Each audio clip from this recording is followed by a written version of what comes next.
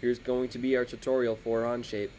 So, in my class, Manufacturing for Production, we are recreating the clock on OnShape. We're going to design each part, and then we're going to assemble it together using OnShape. So here's our clock project.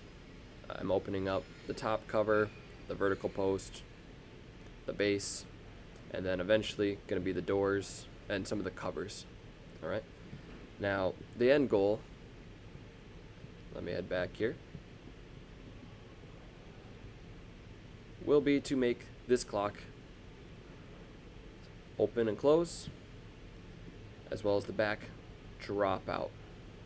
Alright, but to get to this assembly, we first have to create every single part that is on the clock. So over here on my left column, you can see every single time I sketched and extruded something, and then here are all my unique parts. Some of them are duplicates, like vertical post, right/left.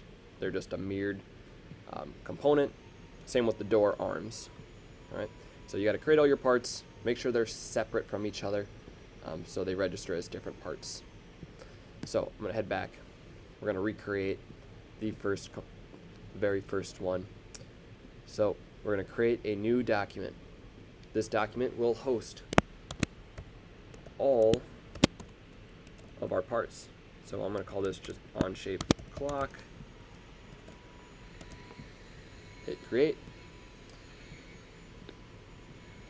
Alright, now we're in our blank workspace. Our assembly file should be empty. Our part file is now empty. We are given our 3 views, front, top, and the right view. And then of course here's our cube. So you're able to look at just one view at a time, or the whole picture. So our first step, okay, is determining what we're gonna draw, where we're gonna get these measurements. So scrolling over to our plans. Oh, where'd my plans go? Alright. There we are. Here is our vertical post. Here is our base and base arm. So I will start with just doing the vertical post for now. Alright. Here are all of the views. The top down view. Then you got the front view, the right view, and then the 3D view.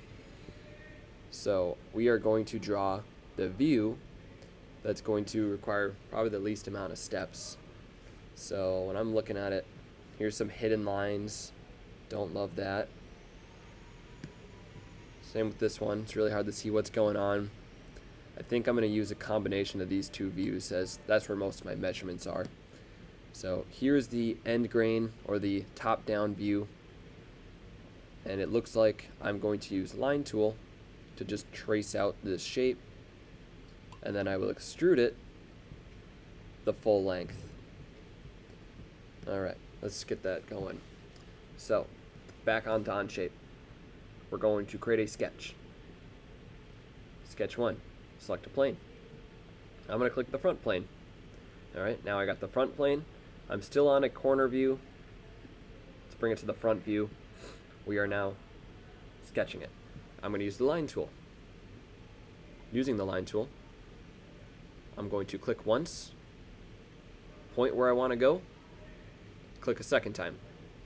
Now you'll notice that this box highlights.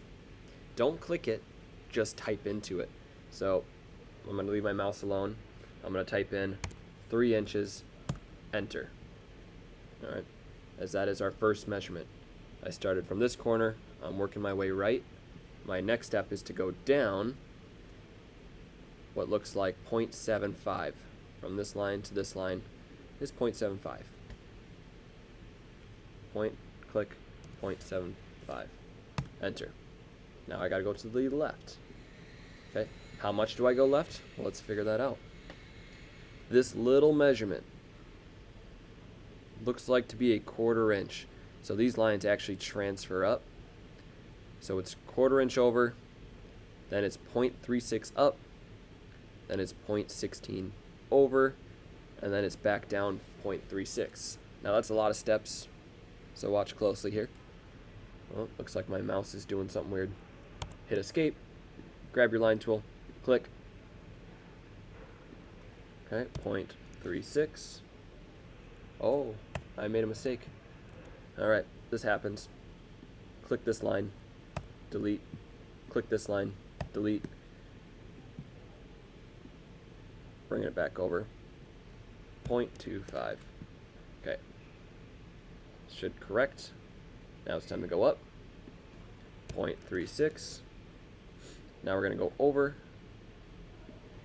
0.16. Back down. 0.36. And now I'm going back to the left again.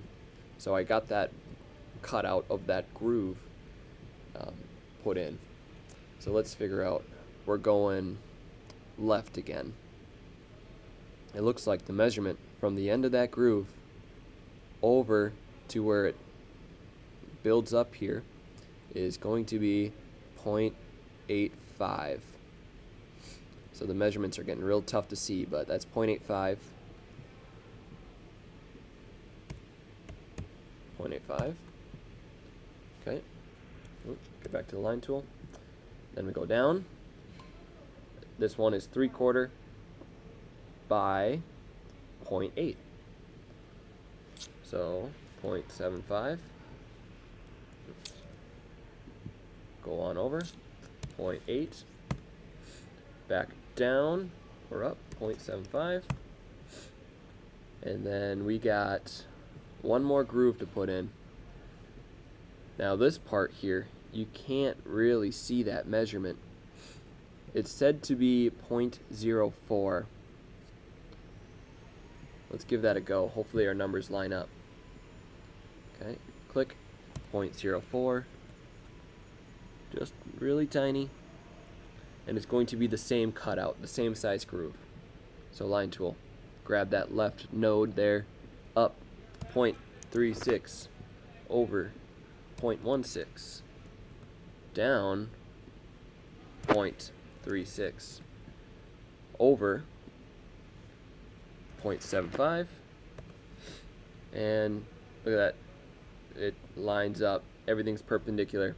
We have completed our shape.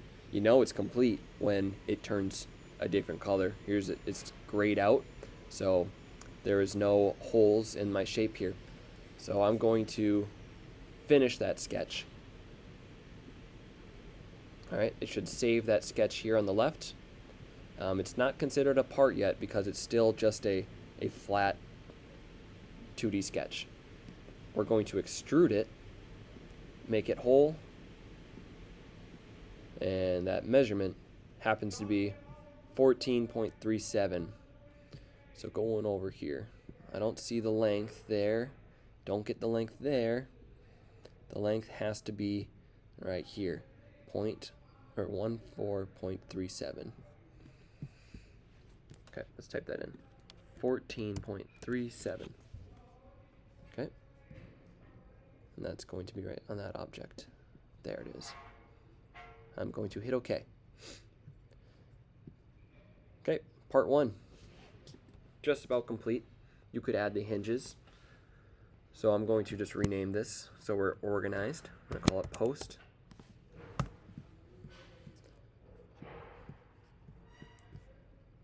As far as the hinges go, looks like this is the side profile. Looks like the hinges will go on the side according to this. So it's on the hinges are on the side where this 3/4 stock is closer to the groove, and the hinges are going to go on the back edge of it. So we're going to use our spatial awareness here to figure that out. Then it looks like it's just a rectangle. So heading back here, let's change the view of our cube. Rotate it over, up and around. So it's going to go on here and here. Let's sketch on top of our part. So you can sketch on a sketch and start editing that surface. So we are drawing the left side now. We need to come down from this corner 1.5 inches and put a rectangle 1/4 by 0.78. So let's do that. Rectangle. We're going to build it out. 0.78 by 0.25. And we're going to use the dimension tool to separate this line from this edge. And that is 1.5. Enter. All right, that's the first one. The next one, same size box for the hinge, but from the bottom, it's 4.61 up. So let's do that again. Rectangle. All right, this box is highlighted. That would be our 0.78. 0.78 by 1/4 inch. Now it's dimension tool, spacing out this line from this edge. There. 4.67. Oh, nope. 4.61. Good. So our sketch is now done. We can see our hinge spots. All we have to do is extrude them.